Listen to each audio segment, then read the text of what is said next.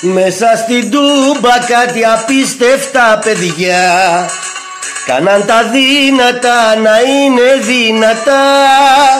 Και θυμηθήκαμε ξανά το Σαλπικίδι, μπήκα οκτάδα ήδη.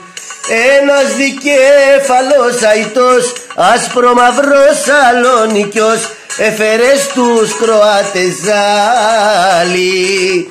Κι ο παοξίδικος λαός φώναζε όρθιος συνεχώς, είναι αφιέρωση μεγάλη.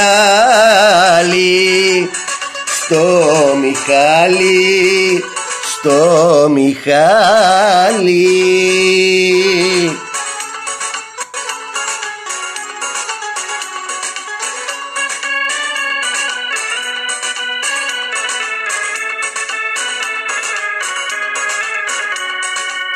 Κάτι παόκια τρελαμένα μια βραδιά ήρθαν κι ανάψαν στην Ευρώπη πυρκαγιά.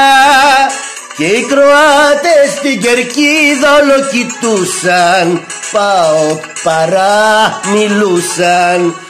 Ένας δικέφαλος αητός, άσπρο μαυρός Σαλονικιός, έφερε στους Κροάτες ζάλι.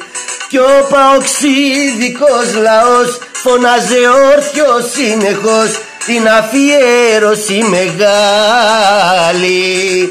Στο Μιχάλη, στο Μιχάλη.